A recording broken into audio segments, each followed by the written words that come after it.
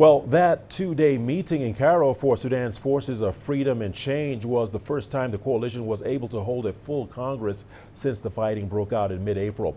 The civilian coalition is calling on the international community for more humanitarian support, but at the same time to stop meddling in Sudan's domestic affairs. Here is CGTN's Adel El Mahroui with the details of that meeting. Sudan's biggest civilian political group, the Forces of Freedom and Change, concluded an expanded 3 days meeting in the Egyptian capital Cairo on Tuesday.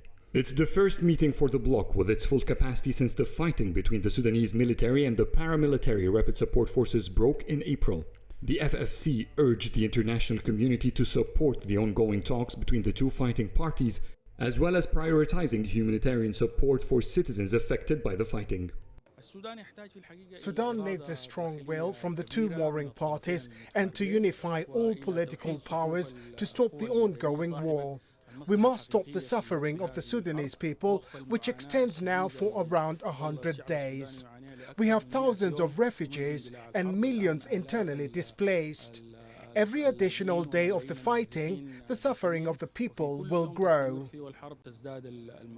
In its final resolution, the Forces of Freedom and Change insisted that both the armed forces and the RSF must be recognized as integral entities in Sudan's transition. They called both to effectively join the Jeddah talks in Saudi Arabia and plan an immediate end to the fighting. Meanwhile, they called on creating an inclusive entity so that all Sudanese people can join the creation of a final roadmap to elections.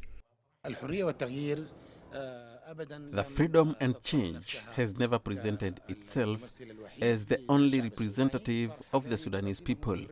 That's why our meetings concluded that we need to create a unanimous Sudanese front that includes all stakeholders from political groups that believe in peaceful and democratic transition.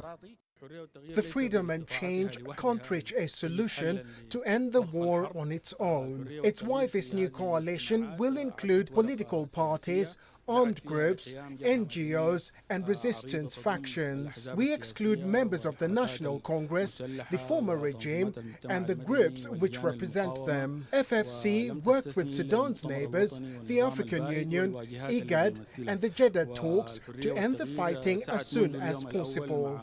According to the International Organization for Migration, in less than 4 months, the fighting in Sudan displaced nearly 3 million citizens. 700,000 of them sought refuge in neighboring countries.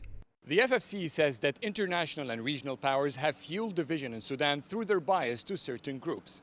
Sudan is facing a deteriorating crisis economically, politically, and on a humanitarian level.